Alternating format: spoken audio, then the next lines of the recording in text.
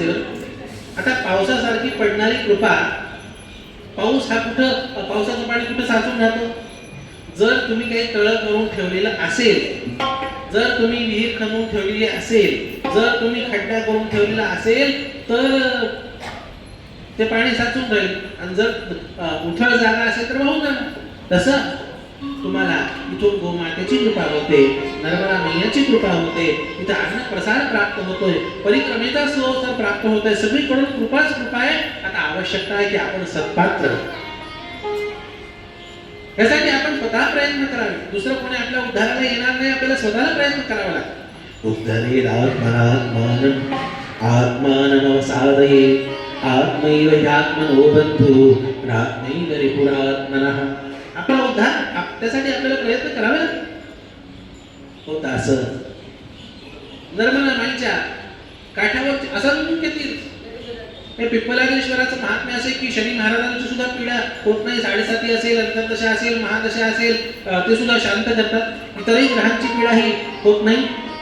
तर होतं असं की असे असंख्य तीर्थ पुढे जातात. बरं, आता हे सगळेच्या सगळे ग्रह आहेत. हे ग्रह असतील, दिक्पाल असतील, लोकपाल असतील, त्या सगळ्यांनी नर्मदा माईच्या काठावर तपस्या करून सिद्ध झाले, परत तेथे पद प्राप्त केले. तर आता लोकांना कशाचं क्रेज आहे, कशाचं वेळ आहे नाही, त्याच्याही आधी पैशाच आहे. चांगला पैसा असेल तर छान, काय काय म्हणतात अँड्रॉइड आहे, हो माहित नाही काय काय, सोडून त्याचं. तर लोकांना पैशाचा वेळ असतो की बाबा आम्हाला असा काहीतरी उपाय सांगा महाराज. लोक आम्हाला म्हणतात की नगद मिळालं पाहिजे, आम्हाला त्वरित फळ मिळालं पाहिजे, आमच्या काही संपत्तीत वाढ असेल, आम्हाला काही अचानक धनलाभ असेल, आम्हाला काही असं काहीतरी भेटलं पाहिजे. हे सुद्धा देणारी नर्मदा मैया लक्षात ठेवावं. आणि सामान्य नाही, देवांचा कोषाध्यक्ष कोण आहे? हा जोरात, कुबेर हा देवांचा कोषाध्यक्ष. आपण दिवाळीला त्याची पूजा करतो. लक्ष्मी माता असेल, कुबेर असेल, त्याची पूजा करतो. कुबेराने सुद्धा नर्मदा माईच्या काठी तप करून ते देवांच्या कोषाध्यक्ष पद प्राप्त केलेले. खूप मजेदार कथा आहे या कुबेराची. हा कुबेर हा मागच्या जन्मामध्ये एक खूप साध्या भाषेत बोलतो बघा मला, असाच एक फालतू माणूस होता. त्याचं नाव होतं गुणनिधी. आणि त्याचं नाव गुणनिधी होतं, पण सगळ्या दुर्गुणांची निधी होती. सगळे वाईट व्यसन त्याला होते, सगळ्या वाईट सवयी त्याला. आणि असा तो गुणनिधी एकदा झाला असं की नर्मदा माईच्या काठावर एक मंदिर होतं महादेवाचं.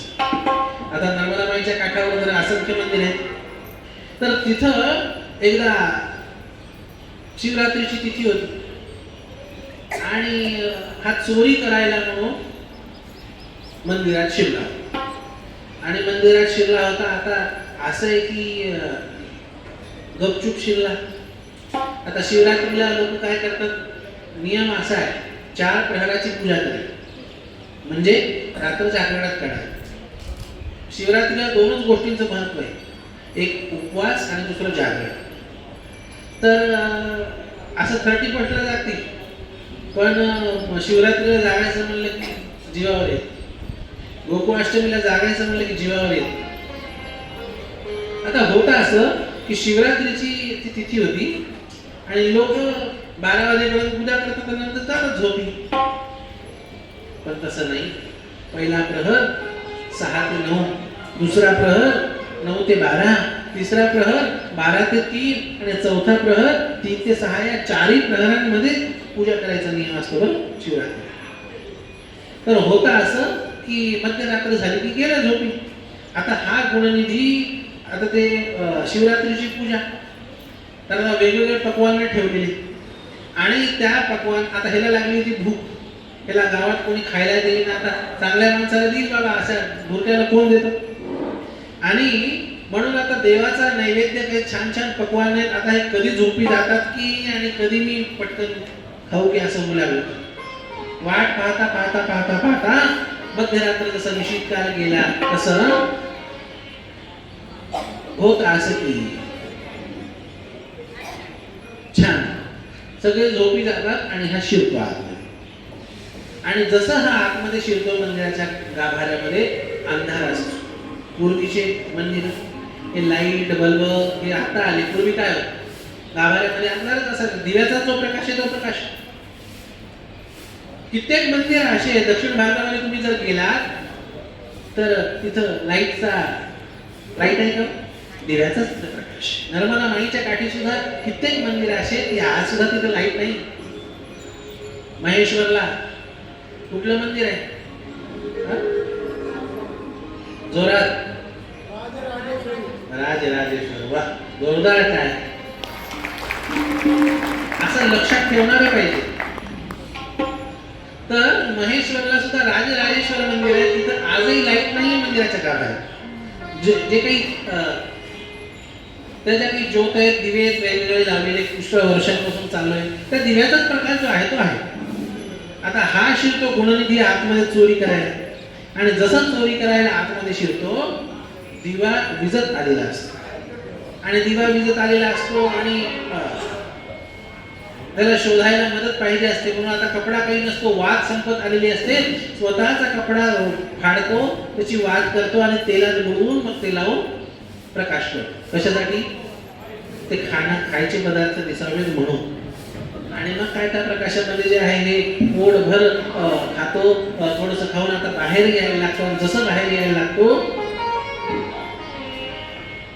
बाहेर सगळं झोपलेले असतं. आणि त्याला आता आतमध्ये तर दिवा होता आता बाहेर करायला झालं आणि त्याचा पाय एकाला लागतो आणि तो जागा होतो. चोर चोर चोर चोर चोर चोर असं म्हणून तसे सगळे उठतात आणि त्याला बेदम मारायला लागतात. आता चोराचा राग होता की झोप मोडल्याचा राग होता काय नाही. पण असं बेदम मारतात की तो तिथल्या तिथंच जातो. तिथल्या तिथं जातो आणि होता असं चोरीच्या का बहाण्याने असेना पण नर्मदा माईच्या काठच्या मंदिरामध्ये दीप प्रज्वलन केलं. शिवरात्रीच्या तिथल्या दीप प्रज्वलन केलं. त्याचा प्रभाव असा झाला पुढच्या जन्मामध्ये तो राजाच्या घरी जन्माला आला आणि राजपुत्र म्हणून झाला. अवंती देशाचा राजाचा पुत्र झाला. एक साधा भुरटा नर्मदा माईच्या काठच्या एका मंदिराची एकदाच सेवा केली चुकून सेवा केली तरी किती फळ आहे लक्षात ठेवा. तुम्ही जर नर्मदा माईच्या काठी जाल तिथल्या परिक्रमावासियांची सेवा कराल तिथल्या क्षेत्रांची सेवा कराल तर तुम्हाला किती पुण्य लाभेल ह्याचं काही भान आहे तुम्हाला. आणि तुमच्या सगळ्या अडीअडचणी दूर होतील. तुमच्या जे काही संकल्प असतील ना त्या सर्व मनोकामना सुद्धा पूर्ण होतील. फक्त चांगली कामना असेल. शेजारचं वाटलं होऊ दे असं नाही. चांगली कामना असली तर नर्मदा माई पूर्ण करायची. देवाला काय मागावं ह्याच सुद्धा लोकांना काही विवेक कधी कधी राहत नाही. दोन शेजारी होते. दोन शत्रू होते शेताचे शेजारी. आणि देवाची तपस्या केली आणि देवाची तपस्या एक जण लागला. सगळे प्रयत्न केले कुर्बानी करायची पण काही झालं नाही. एक जण तपस्येला लागला. आता त्या दोघांचा नियम होता एकाने केलं की दुसऱ्याने करायचं. आता एक जण तपस्येला लागला की दुसरा सुद्धा तपस्येला लागला. कशासाठी तपस्या? प्रतिस्पर्धा करण्यासाठी. अरे तपस्येचा हेतू काय आपण करतोय काय होत असं. आता दीर्घकाळ तपस्या केल्यावर आता देवाला समोर यावं लागतं. कोणी एखाद्याने डिग्री पूर्ण केली MBBS केलं तर त्याला डॉक्टरकीचं प्रमाणपत्र हे द्यावं लागतं. कोणी एखाद्याने LLB केलं तर त्याला वकिलीचं प्रमाणपत्र हे द्यावं लागतं. तर असंच एखाद्याने तपस्या केली तो त्याचा हेतू जरी वाईट असला तरी देवाला त्याच्या कामना पूर्ण कराव्या लागतात. देव समोर येतात आणि विचारतात की सांग काय पाहिजे. तो म्हणतो की जे माझा दुसरा प्रतिस्पर्धी आहे ना तो सुद्धा तपस्येला बसला. तू त्याला जे देणार आहेस त्याचा दुप्पट मला दे. आता देव उदार होत असं देव दुसऱ्यापाशी जातो. आणि म्हणतो माग काय मागायचं. तो म्हणतो पहिल्याने काय मागितलं. देव सांगतो की बाबा तुला जे मिळणार आहे त्याच्यापेक्षा दुप्पट त्याला मिळेल. आता हे काय मागितलं. देवा माझा एक डोळा फुटव आणि आमच्या घरासमोर एक आंधळी विहीर अशी तयार हो. म्हणजे त्याचे दोन्ही डोळे फुटवत आणि दोन विहीर त्याच्या घरासमोर होत. म्हणजे कधी ना कधी ते त्याच्यात पडून मरेल. हे असं मागणं नसतं. मागायचं तर काहीतरी चांगलं देवाला मागावं, काहीतरी पवित्र आपलं कल्याण होण्यासारखं देवाला मागावं. होत असं नर्मदा माई की सगळ्या मनोकामना पूर्ण करते, सगळे संकल्प पूर्ण करते. अरे कित्येक तर आम्ही असे उदाहरण पाहिले, खास करून तरुणांची. आता विषय झाला ना की तरुणांनी कथेमध्ये आलं पाहिजे. आता कुणाला पटेल न पटेल पण सत्य गोष्ट ती सांगतो. कोणी जर बेरोजगार असेल, खास करून तरुण असेल आणि नोकरी लागत नसेल, अजून 6 महिने नोकरी लागणार नाही, पण त्यांनी जावं नर्मदा माईची परिक्रमा करून यावी. त्याला फळ मिळतं की नाही याचं प्रत्यक्ष प्रमाण तुम्हाला नर्मदा माई देईल. लक्षात. अरे कुणाची कित्येक अशी आम्ही तरुण पाहिले की बाबा नोकरी नव्हती, नर्मदा माईची परिक्रमा केली तर नोकरी भेटली त्याला. कित्येकांना धंदा नीट चालत नव्हता, तोंड लपवायला जागा नव्हती म्हणून नर्मदा परिक्रमेला निघाले. आणि असेंनी नर्मदा परिक्रमा करून आले तर धंदा चौपट व्हायला. कित्येक अनुभव. कोणी सकाम असा किंवा कोणी निष्काम असा नर्मदा माई सगळ्यांचे मनोरथ पूर्ण करते. बरं असा नर्मदा माईचा विशेष महिना होता. असं चांगला संकल्प घ्यावा हा जो गुणनिधी होता ना, आता तो गेला आणि पुढच्या जन्मामध्ये त्या अवंती देशाच्या राजपुत्राच्या रूपामध्ये जन्म झाला. त्याला मागच्या जन्माचं स्मरण होतं. आणि मागच्या जन्माचं स्मरण होतं की मी भुरटा होतो आणि नर्मदा माईच्या काठच्या एका शिवलिंगामध्ये मी दीपदान केलं. त्याचं फळ एक मी आज राजाचा राजपुत्र झालो राजघराण्यामध्ये. त्याला मागच्या जन्माचं स्मरण होतं आणि त्यांनी संकल्प केला की जितके मंदिरं वगैरे माझ्या क्षेत्रामध्ये असतील ना, त्या सर्व क्षेत्रांचं, मंदिरांचं, देवस्थानांचं, आश्रमांचं त्यांचा मी जीर्णोद्धार करेल आणि तिथं दीपदान करेल. हा त्यांनी संकल्प केला. सगळ्या गावातल्या पंचांना बोलवलं, सगळ्यांना बोलवून प्रस्ताव पारित केला की माझी आज्ञा आहे की कुठल्याही मंदिराचं, कुठल्याही क्षेत्राचं जीर्णोद्धाराचं काम हे अर्धवट राहता कामा नये. सगळे मंदिर चांगले चकाचक दिसले पाहिजे, सगळे मंदिर विकसित झाले पाहिजे. आजच्या भाषेमध्ये सगळ्यांचे कॉरिडोर झाले पाहिजे छान. विश्वनाथाचा कॉरिडोर झाला, अयोध्येचं भव्य झालं, पंढरपूरचा कॉरिडोर होतोय, महाकालाचा, उज्जैनच्या महाकालाचा तसंच छान विकास झाला पाहिजे. आणि सगळ्याच्या सगळ्या मंदिरांमध्ये एकदा दिवाळी नाही, रोज दिवाळीसारखी रोषणाई पाहिजे. तसे दिवे जो जितके दिवे लावल ना त्याला तितकं बजेट पास होईल बरं, असा त्यांनी प्रस्ताव केला. मुळात तितकी त्याला धनराशी प्राप्त होईल अशी त्यांनी व्यवस्था केली. आणि त्याचा प्रभाव असा झाला. तोही जन्मदिनी मंदिरांची नर्मदा माईच्या क्षेत्री सर्व मंदिरांची, आश्रमांची सेवा करण्यामध्ये, दीपदान तयारी करण्यामध्ये घालवला. आणि पुढच्या जन्मामध्ये तो कुबेर या रूपामध्ये प्रकट झाला. बरं कुबेरेश्वर भगवान की, कुबेराच्या रूपामध्ये प्रकट झाला. आणि तिथं सुद्धा नर्मदा माईच्या काठी त्यांनी तपस्या सुरू केली. चला आपल्याला सुद्धा कुबेरासारखं व्हायचं का? आहे तसंच बरं आहे. कसं व्हायचं? कुबेरासारखं व्हायचं ना. चला आपणही नर्मदा माईचं छान भजन करूया, जेणेकरून आपल्या जसे कुबेरावर कृपा झाली तशी आपल्यावर हो. कुबेर नर्मदा माईच्या काठावर येतो आणि छान तपस्येला प्रारंभ करतो. नर्मदा मैया की, कुबेरेश्वर भगवान.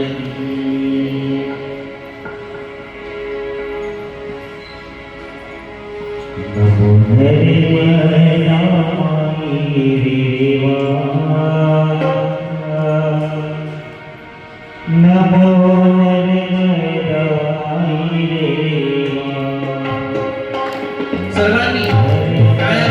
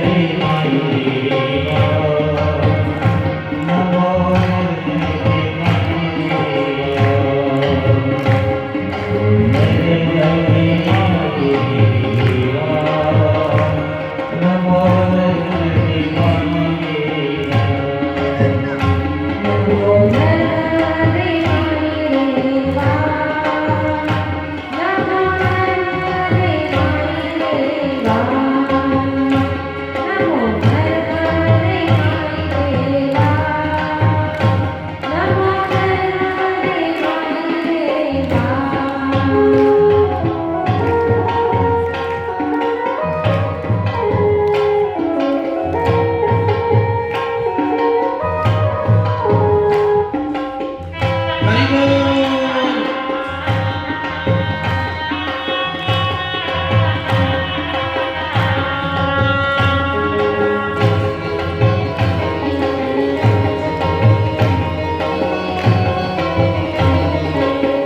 नर्मदा मैया की.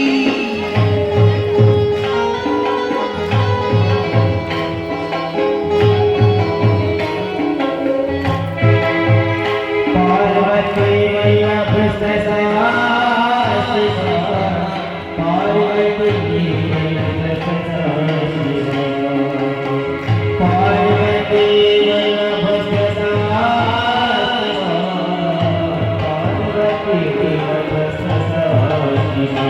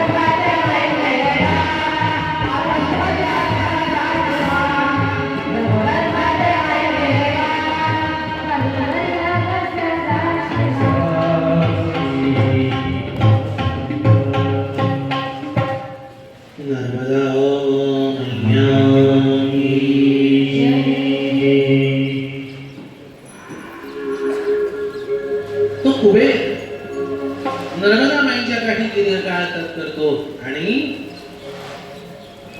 भगवंताला त्याच्या समोर प्रकट व्हावं लागतं. भगवंत प्रकट होतात. भक्तवत्सल भगवान की जय. गौरी शंकर भगवान की जय. आणि आजही आता नर्मदा माईच्या काठी तिथं तप केलेलं आहे. तर भगवंत प्रकट होऊन तिथं काय पाहिजे माग? काही नाही देवा, तुमची प्राप्ती झाली, आता काय कर? तुमचं नित्य सानिध्य मला प्राप्त व्हावं हे भगवंताला तो मागतो. आणि जसं मागतो भगवंत आशीर्वाद देतात. आता ज्यावेळेस भगवंताचं सानिध्य प्राप्त होतं त्यावेळेस ऐश्वर हे स्वतः आपोआप प्राप्त होतं. एकदा नारायणाची कृपा असली, नारायणाचे सानिध्य असलं की मग लक्ष्मीला वेगळं बोलवणं झाडावं लागतं का? नाही. तसंच झालं. भगवंताचं सानिध्य मागितलं, भगवंताने दिलं. आणि आता त्याच्या योगाय हो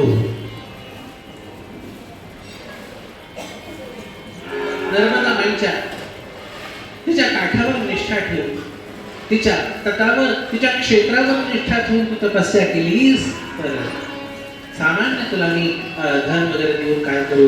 तुला देवांचा कोषाध्यक्ष बनवतो असं म्हणून त्याला देवांच्या कोषाध्यक्षपदी नियुक्त करून त्याला कुबेर बनवलं. बरं, दिक्पाल बनवलं. उत्तर दिशेचा स्वामी, देवांचा कोषाध्यक्ष असं ही पदवी कुबेराला प्राप्त झाली. आणि ते ठिकाण कुबेरेश्वर महादेवाचं ठिकाण आहे. बरं, कुबेरेश्वर भगवान इथं वर्णन आहे. रेवा कावेरी संगमाच्या ठिकाणी कुबेराने तप केलेलं आहे. आणि आज तुम्ही नर्मदा परिक्रमा करताना तुम्हाला कर्नाली या ठिकाणी गुजरात ना, गुजरात मध्ये कर्नाली पडतं नर्मदा मैयाचं. तिथं कुबेर भंडारीचं मंदिर आहे. तुम्हाला सुद्धा जर कुबेरासारखं जर दानशूर व्हायचं असेल, व्यापक व्हायचं असेल, श्रीमंत व्हायचं असेल ना, नर्मदा माईची सेवा करावी. कित्येक जण तर त्या कुबेर भंडारीला नवस बोलतात आणि त्यांचे नवस पूर्ण होतात.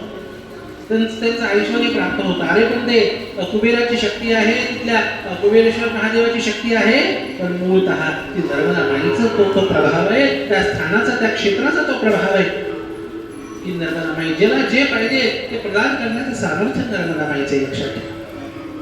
म्हणून मोठे मोठे ऋषीमुनी असतील, सिद्ध असतील, ग्रह असतील, दिक्पाल असतील, देवता असतील, त्या सर्वांनी नर्मदा माईच्या काठी तप करून आपलं आपलं ते पद मिळवलेलं. म्हणून तिची प्रदक्षिणा करावी असं त्या नर्मदा पुराणात म्हटलेलं आहे.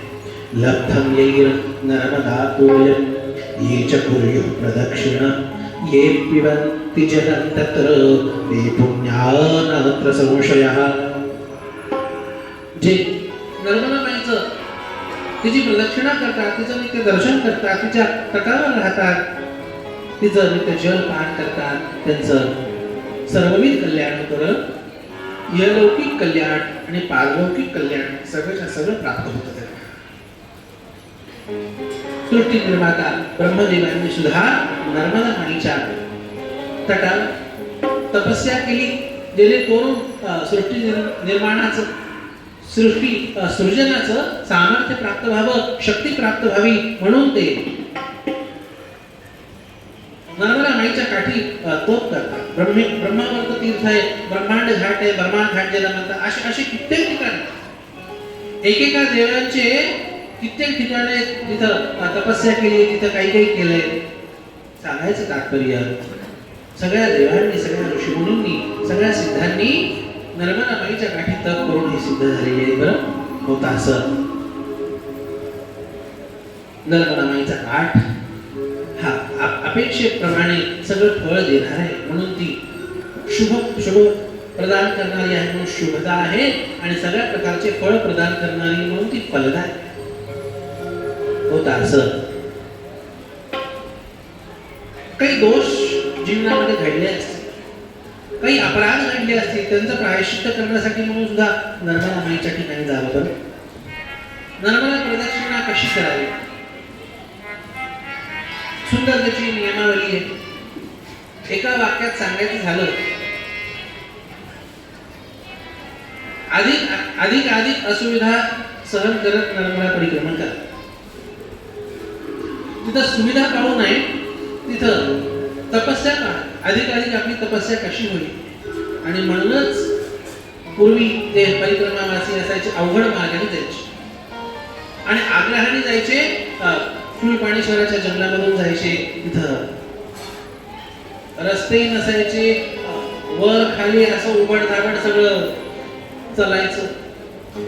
ठिकाणं सगळं इतकी अवघड ठिकाण की पटपट ती होतच नसायची.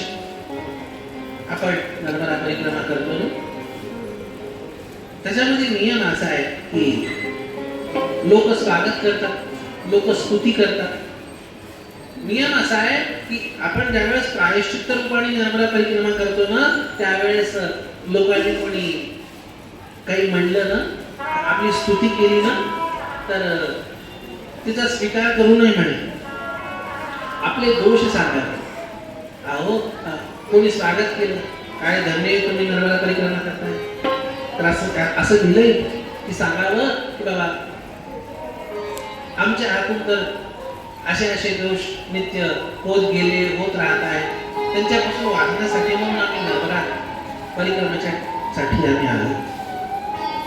आपलं नियम असा आहे आपल्या धर्मसिद्धांताचा की जे कर्म तुम्ही उजागर कराल त्याचा प्रभाव कमी होईल.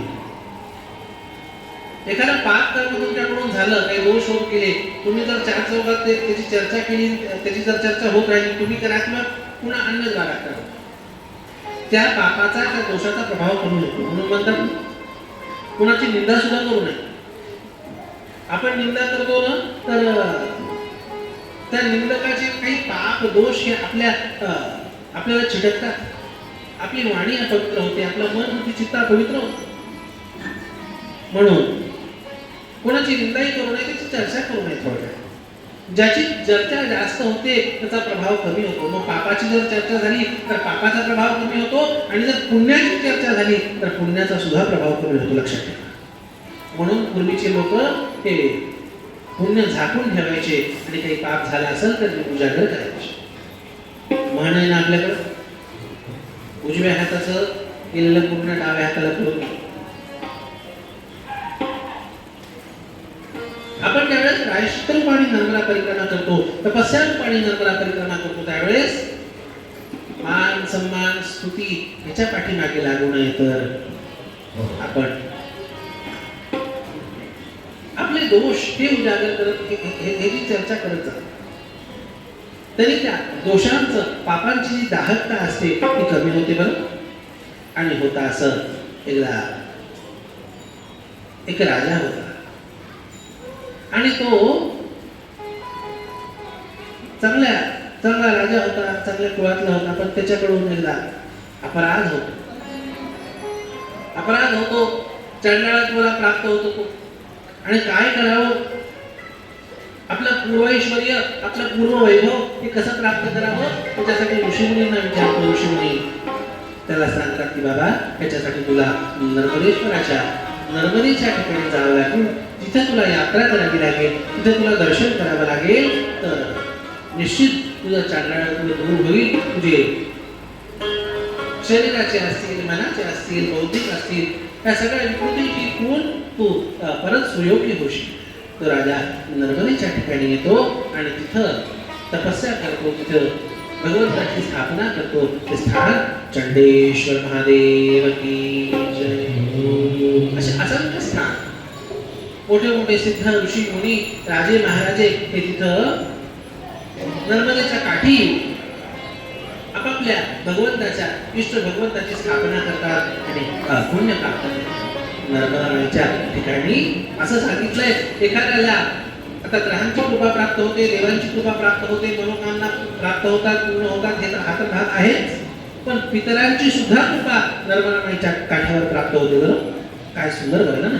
किंतु पैश्च दया श्राद्धैः किंतितौ किंतथा व्रतैः रे मूढा नर्मदा तीरे पर्वते मलकंटके. ज्याला कुणाला गायला जाणं शक्य शक्य होत नाही आपल्या पितरांचं श्राद्ध असेल, तर्पण असेल, त्यांच्या प्रीत्यर्थ काही करायला, ते नर्मदा माईच्या काठावर जरी गेले ना तरी तिथं जाऊन सुद्धा जर आपल्या पितरांचं श्राद्ध तर्पण इत्यादी केलं तर अक्षय फलमश्नुते, अक्षय फळ प्राप्त होतं त्यांना, त्यांच्या पितरांची अक्षय तृप्ती प्राप्त होते. म्हणून नर्मदा माईच्या ठिकाणी आपल्या पितरांच्या सुद्धा प्रसन्नतेसाठी विशेष केले. श्राद्ध असेल, तर्पण असेल, अन्नदान असेल, हे इत्यादी करावं बरं, त्याचं विशेष महिमा. पितरांची सुद्धा कृपा प्राप्त करायची असेल तर नर्मदा माईचा आश्रय घ्यावा आणि पितरांची सेवा करावी. पितृनारायण भगवान की जय. होत असं विविध पर्व असतील, त्या पर्वांवर सुद्धा उपासनेचं, पुण्यकर्मांचं विशेष फळ आहे. जसं ग्रहणाचा पर्व आला, काय महत्व आहे, किती महत्व आहे. सर्वज्ञता समन्तोयं सर्वेद्यास समाधिजा. तुम्ही जे काही कराल ते अनंतपटीने फळ प्राप्त होईल. हे जसं ग्रहणाचं फळ महत्व आहे तसं विशिष्ट पर्वांचं महत्व आहे. नर्मदा माईच्या काठी जर निरपेक्ष बुद्धीने राहील आणि तिथं जर नित्य नर्मदा माईच्या तटावर राहून जर आपल्याला जे काही शक्य, जप, तप, नामस्मरण, दान, धर्म, जे काही आपल्याला होम हवन जे काही शक्य आहे ते आपण करत राहिलं ना, लक्षात ठेवा विशेष सर्व पर्वांवर सुद्धा प्राप्त होणारं फळ हे नर्मदा माईच्या ठिकाणी प्राप्त होतं. विविध नद्यांचा संगम आहे. जसं आता रेवा कावेरी संगमाचं आपण ऐकलं, कुबेर आणि त्याचं सेवन केलं, त्याचप्रमाणे नर्मदा कपिला संगमाचे विशेष महत्व आहे. नर्मदा माईमध्ये प्रकट रूपाने 1000 नद्या या लीन होतात. किती? 999 म्हणतात, ठीक आहे, जवळपास तेवढंच. ह्या तर प्रकट रूपाने नर्मदा मैयामध्ये मिळणाऱ्या ह्या नद्या आहेत. आणि ज्या गुप्त रूपाने प्रकट होतात, गुप्त रूपाने ज्या प्रविष्ट होतात, त्यांची तर संख्या सुद्धा सांगता येत नाही बरं, इतकी त्यांची विशेष संख्या आहे. होता असं की एकदा एक राजर्षी हे नर्मदा माईच्या ठिकाणी आपल्याकडून अपराध झाला म्हणून तप करू लागले. आणि जसं तप करू लागले, होता असं की आता संगमाचे ठिकाण आहे, संगमाचं ठिकाण कुठलंही असेल तरी त्या ठिकाणी विशेष पुण्यफळ प्राप्त होतं, विशेष बुद्धीची जागृती प्राप्त होते, विशेष मन, बुद्धी, चित्ताची प्रसन्नता, भगवत कृपा ही प्राप्त होते. वेदामध्ये म्हणले, उपमधरे गिरीना संगमे च नदीना धिया विप्रो अजायते.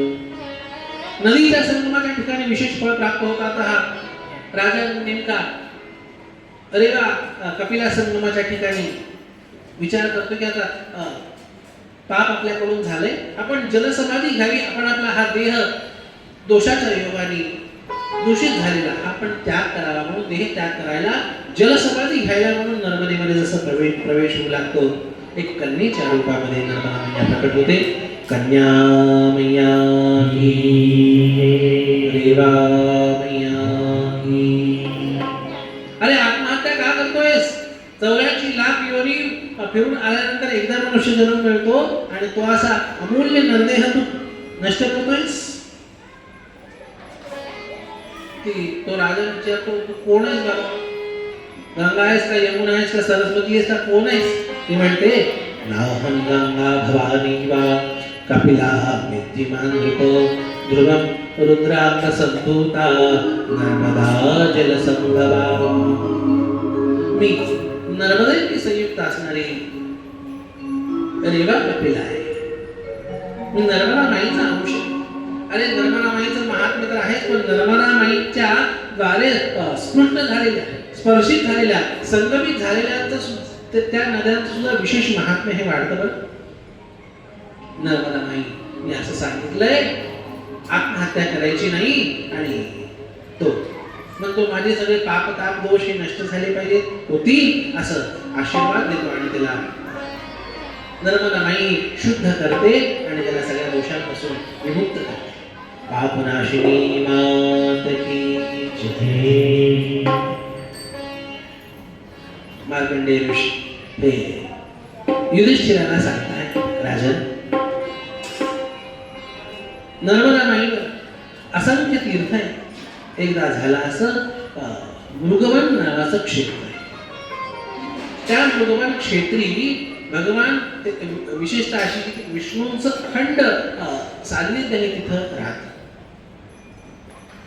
आता नर्मदा माईच्या ठिकाणी भगवान शंकरांचं वास्तव्य हे आहे हे तर आपल्याला कल्पना आहेच. तर भगवान शंकरांच्या अंगापासूनच नर्मदा माई उत्पन्न.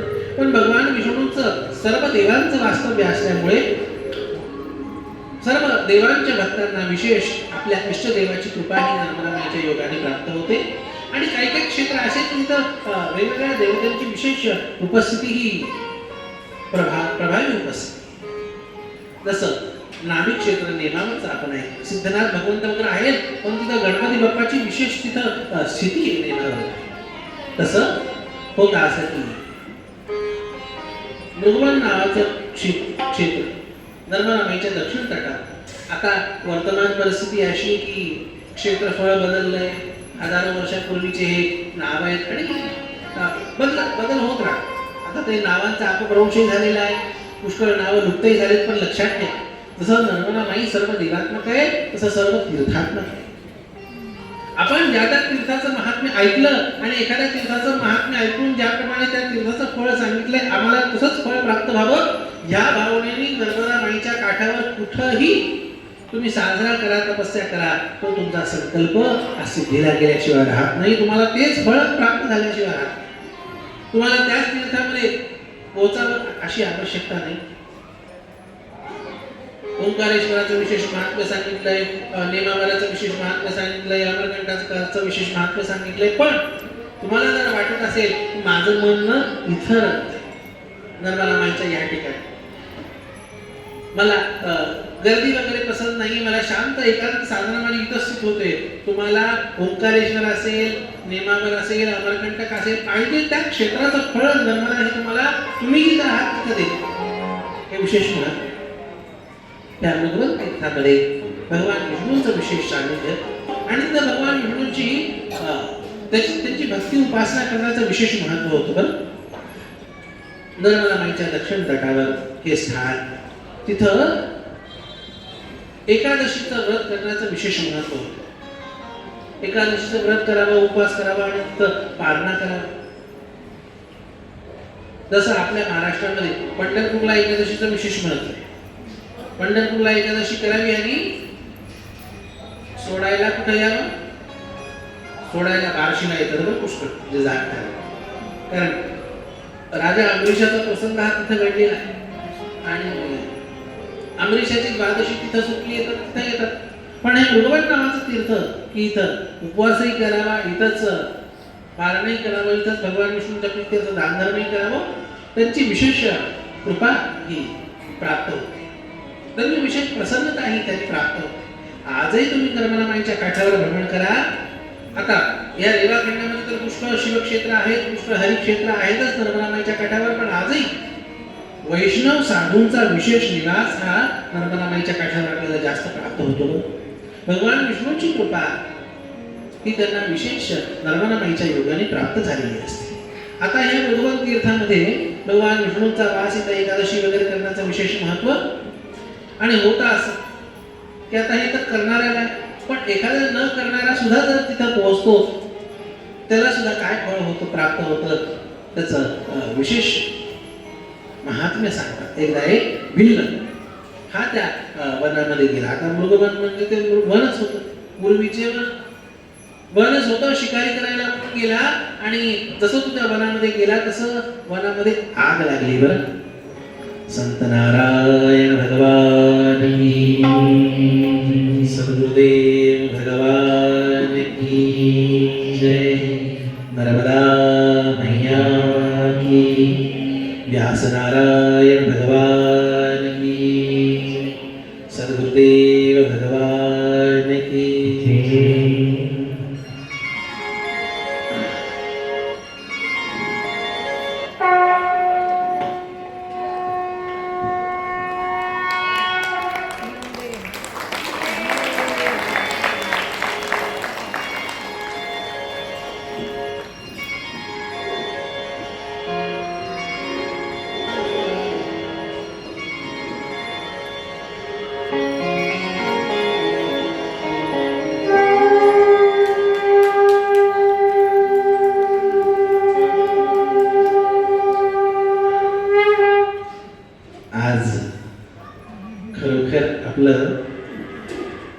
नर्मदामाईची कृपा आज ओसंडून वाहते. आज वसंत पंचमीचा पावन पर्व आणि कथा सुरू झाल्यापासून साधू संतांचं आगमन आणि विशेष म्हणजे ज्यांच्या चरण सन्निधीमध्ये आम्ही बसून वेदाचा असेल, शास्त्राचा असेल, काही आम्ही चिंतन अध्ययन करू शकलो असे परमपूज्य मुळे गुरुजींचं आगमन झालेलं आहे. एकदा सर्वांनी गुरुजींचं स्वागत करावं.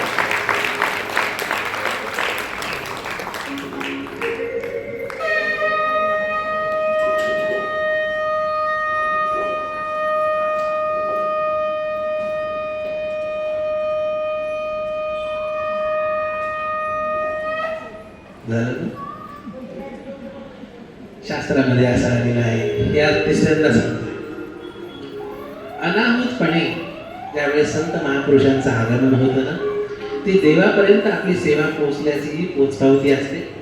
आणि त्यातल्या त्यात श्रोत्रिय ब्रह्मनिष्ठ महात्मे ज्यावेळेस त्यांचं आगमन होतं त्यावेळेस लक्षात ठेवा, त्यांच्या माध्यमातून साक्षात देवांचं आगमन होतं.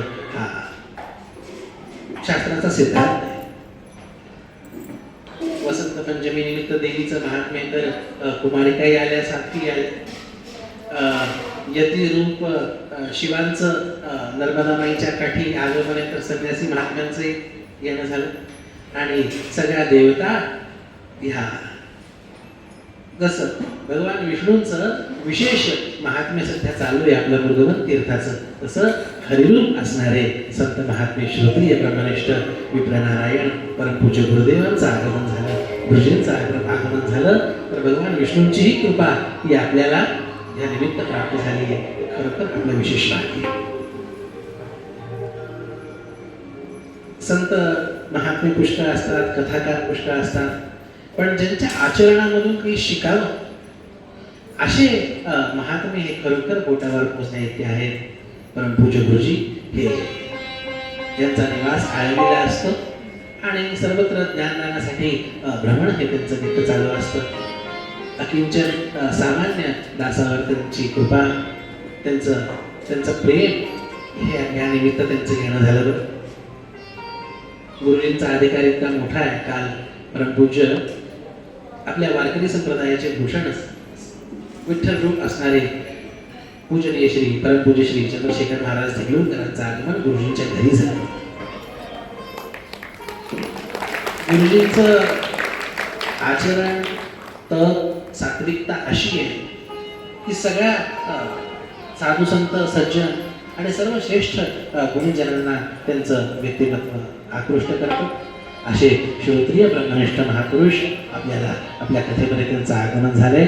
माझ्याकडे तर शब्द नाही आहेत, मी इतकंच म्हणेल, बोलिले पुरे वेळी भागपुडे उद्धरे करा क्षमा अपराध महाराज तुम्ही सिद्ध नाही विचारिला अधिकार मी आकुला करा क्षमा अपराध महाराज तुम्ही सिद्ध. हा वर्तमान प्रसंग आपण पूर्ण करूया आणि त्यानंतर आपण गुरुजींचेही आशीर्वाद घेऊया. सद्गुरुदेव भगवान की जय, संत नारायण भगवान की जय. मार्कंडेय महामुनी धर्मराज युधिष्ठिराला निमित्त करून या रेवाखंडाचं, या नर्मदा पुराणाचा उपदेश करतायत. बरं होत असं की या मृगवन तीर्थाचं महात्म्य सांगताय की तिथं भगवान श्रीहरी महाविष्णूंची नित्य सान्निधी ही ह्या मृगवन तीर्थामध्ये असते, नर्मदा मैयाच्या दक्षिण तटावर असते. तर होत असं की एक भिल्ल, त्याला त्याचं काही महात्म्य नसतं, त्याला काही माहिती नसते, पण असं जरी असलं तरी आपले हे तीर्थ क्षेत्र वगैरे हे अशा गोष्टी आहेत की तुम्हाला त्याचं महात्म्य माहीत असो किंवा नसो, त्यांचा परिणाम मात्र निश्चित होत असतो. शास्त्रामध्ये सिद्धांत असा, न्याय असा सांगतात की ज्या प्रकारे तुम्हाला अग्नी जाळतो हे माहीत असलं किंवा नसलं लहान लेकराला, आणि जर त्यांनी अग्नीला हात लावला तर जळेल की नाही? अग्नी म्हणेल का की बाबा ह्याला माहीत नाही की मी जाळतो आणि याचा हात लागला तर जळणार? त्या तत्वाचा परिणाम हा होतच असतो. अज्ञानी असणारा हा भिल्ल त्या मृगवन क्षेत्रामध्ये शिरतो आणि तिथं शिरतो तर त्या वनाला आग लागते. पूर्वी असं व्हायचं, अजूनही आम्ही ऋषिकेश क्षेत्री असताना दुरून आम्ही नजारे नेहमी पाहायचो की पर्वतावर वन आहे आणि अचानक त्याला आग लागली. होता असं आग लागते आणि तो जळून भस्म होतो.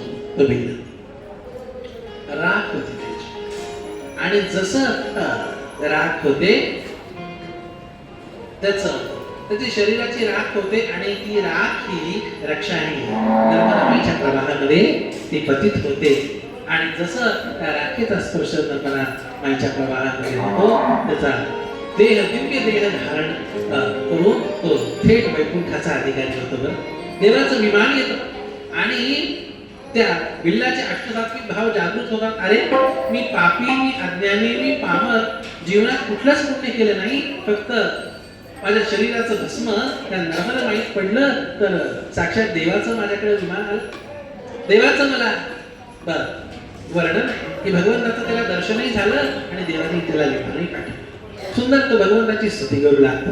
येना सौम्य रूपेण विष्णुना नाशितोऽसुरा ब्रह्माणं भूषितं वन्दे तन्नमामि सनातन. काय सुंदर स्तुती, देवाच्या दशावतारांचं वर्णन करणारी स्तुती त्या अज्ञानी भिल्लाने केली. नर्मदा माई फक्त सद्गती देते असं नाही, ती ज्ञानही देते, ती भक्ती देते, ती वैराग्यही देते. ह्याचं मूर्तिमंत उदाहरण या भिल्लाच्या प्रसंगामध्ये बरं भगवंताचं सुंदर तो स्तवन करतो, भगवंताचं चिंतन करतो आणि विमानामध्ये भगवंताच्या आलेल्या विमानामध्ये बसतो आणि थेट वैकुंठाचा अधिकारी होतो. वैकुंठनाथ भगवान की, भक्तवत्सल भगवान की.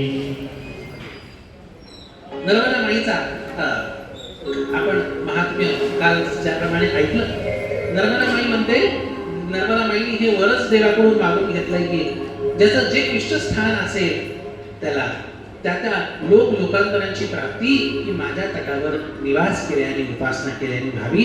अशा प्रकारे नर्मदा माईचं महात्म्य, विविध तीर्थांचं महात्म्य हे इथं वर्णित करतात. आणि तत्पूर्वी परमपूज्य गुरुदेवांचं आगमन झालेलं आहे, तर आपण त्यांचेही आशीर्वाद अधिग्रहण करूया आणि मग आपली उर्वरित सेवाही पूर्ण करूया. नर्मदा मैया की.